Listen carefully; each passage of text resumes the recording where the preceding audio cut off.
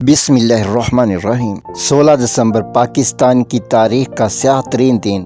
سقوط ڈھاکہ کے دنوں میں کون کیا کر رہا تھا؟ آخری 2 دنوں کی مکمل کہانی۔ سقوط ڈھاکہ میں ہتھیار ڈالنے کا ذمہ دار کون تھا؟ جنرل AK نیازی یا پھر جنرل یحییٰ خان؟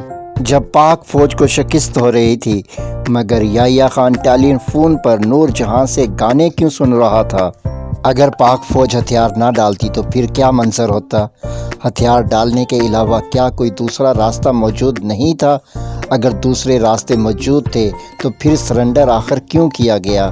1970 کے عام انتخابات میں عوامی لیگ اور شیخ مجیب الرحمن نے مارکہ مار لیا، لیکن مغربی پاکستان میں موجود طاقتور اسٹیبلشمنٹ عوامی لیگ کو اقتدار منتقل کرنا ہی نہیں چاہتی، جس کے لیے مارچ 1971 میں بدنام زمانہ مشرقی پاکستان میں آپریشن سرچ لائٹ شروع کیا گیا تو بنگالیوں نے بھی جواب میں ہتھیار اٹھا لیے۔ 3 دسمبر کے دن بھارت کی فوج نے باقاعدہ ڈھاکہ پر حملہ کر دیا۔ ہزاروں فوجی پیراشوٹ کے ذریعے ڈھاکہ کے مضافات میں اتار دیے گئے۔ ان ٹروپس نے ڈھاکہ کے گرد گھیرا ڈالنا شروع کر دیا تو مشرقی اور مغربی پاکستان دونوں جگہوں پر موجود کمزور اعصاب ملٹری قیادت برے طریقے سے گھبرا گئی۔ خانہ مشرقی پاکستان کی سب سے بڑی وجہ فوجی قیادت کی یہی ذہنی گھبراہٹ، اور 14 دسمبر 1971 کے دن تک مشرقی اور مغربی پاکستان میں فوجی قیادت ذہنی طور پر شکست قبول کر چکی تھی اور ایک شرمناک سرنڈر کے لیے بالکل تیار تھی۔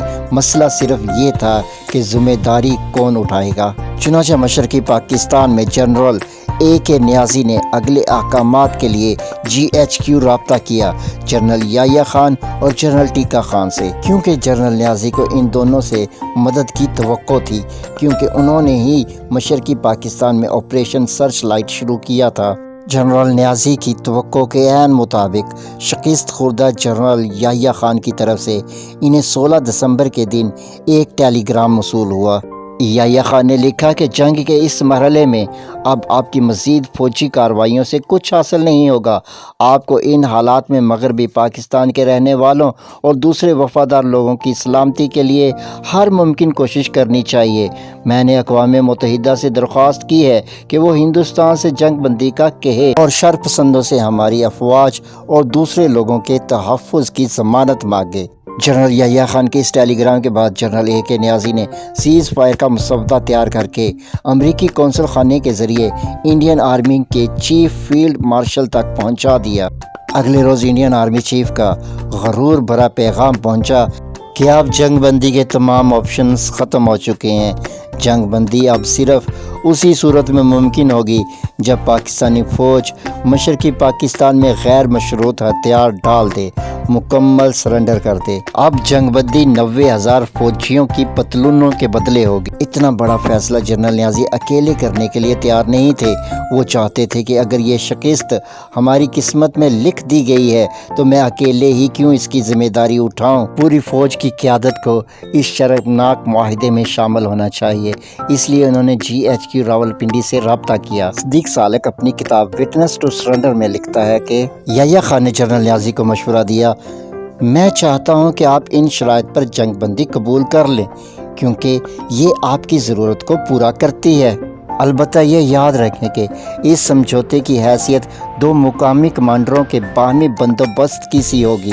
اگر یہ سمجھوتہ ان کوششوں سے متصادم ہوا جو ہم بین الاقوامی سطح پر کر رہے ہیں تو اس کو کالعدم سمجھا جائے گا۔ یوں جنرل نیازی پوری پاکستانی فوج کو اس شرمناک سرنڈر میں گھسیٹنے میں کامیاب ہو گئے۔ حقیقت تو یہ ہے کہ جنرل نیازی لڑنا چاہتے تھے، نہ GHQ میں موجود جنرل یحییٰ خان لڑنا چاہتے تھے۔ دونوں اطراف کی ملٹری قیادت پاکستان کی سالمیت پر جنگ لڑے بغیر سمجھوتہ کرنے کا ذہن بنا چکی تھی۔ اگلے روز بھارتی فوج کے جنرل GS ناگرا ڈھاکہ پہنچے۔ ان کے ساتھ جنرل جگجیت اروڑہ بھی ڈھاکہ پہنچنے میں کامیاب ہوئے اور وہیں رمنا ریس کورس میں سرنڈر کے شرمناک معاہدے پر دونوں اطراف کی جانب سے دستخط کیے گئے۔ اب سوال یہ ہے کہ کیا پاک فوج کے پاس سرنڈر کے سوا کوئی راستہ موجود نہ تھا؟ کیا اس شرمناک اور ذلت آمیز انجام سے بچنے کے دوسرے تمام راستے مسدود ہو چکے تھے؟ میرا خیال یہ ہے کہ اگر یہ سوالات ایک چھوٹے بچے سے بھی پوچھے جائیں تو وہ بھی یہی جواب دے گا، نہیں، کیونکہ اتنے مختصر عرصے میں کسی بھی فوج کی کمر نہیں توڑی جا سکتی، بشرطیہ کہ فوج میں کچھ نہ کچھ کمر موجود ضرور ہو۔ ایک حقیر بلی کو بھی اگر ایک کمرے میں بند کر دیا جائے اور تمام نکلنے کے راستے بند کر دیے جائیں تو یہ حقیر بلی بھی ایک خونخوار درندے کی صورت اختیار کر لے گی۔ بھارتی فوج زمینی راستے سے ڈھاکہ میں داخل نہیں ہوئی تھی، بلکہ یہ پیراشوٹ ٹروپرز کے ذریعے داخل ہوئے تھے، جو تعداد میں پاک فوج سے کم ہی تھے۔ البتہ پاک فوج کی یہ بدقسمتی ضرور تھی کہ اسے صرف بھارتی فوج سے ہی نہیں لڑنا تھا، بلکہ اپنی غلط پالیسیوں اور طاقت کے اندھا دھند استعمال کے نتیجے میں پیدا ہونے والے عوامی رد عمل سے بھی انہیں لڑنا تھا۔ سقوط ڈھاکہ کے بعد ازاں شیخ مجیب الرحمان نے اسی رمنا کورس میں مبالغہ آرائی آمیز دعویٰ کیا تھا کہ آپریشن سرچ لائٹ میں پاک فوج نے 30 لاکھ نہتے بنگالیوں کا قتل عام کیا تھا۔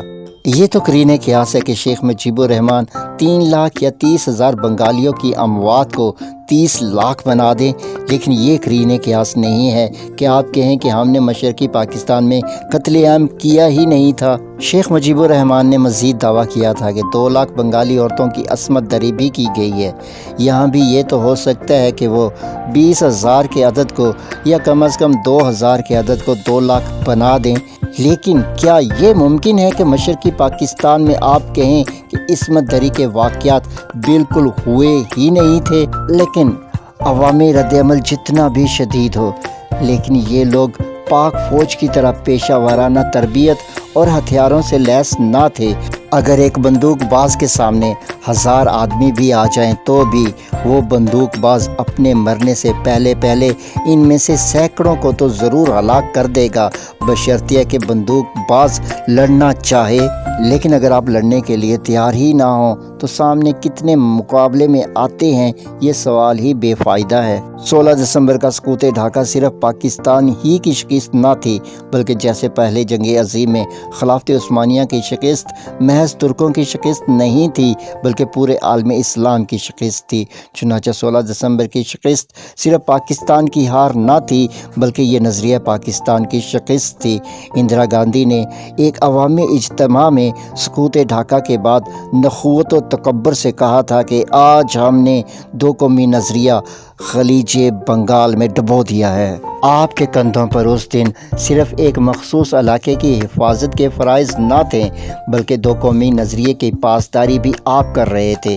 پاکستان کا مطلب کیا، لا الہ الا اللہ کے نعرے کے تقدس کا تحفظ بھی آپ کی ذمہ داری تھی۔ ایسے اعلیٰ و عرفہ مقاصد کے لیے آپ کو اگر 1000 سال بھی لڑنا پڑتا تو آپ کو لڑنا چاہیے تھا۔ اگر پاک فوج کا صرف ایک ہی سپاہی زندہ بچتا تو اسے بھی ان اعلیٰ و عرفہ نظریاتی مقاصد کی خاطر ہتھیار ڈالنے کا کوئی حق نہ تھا۔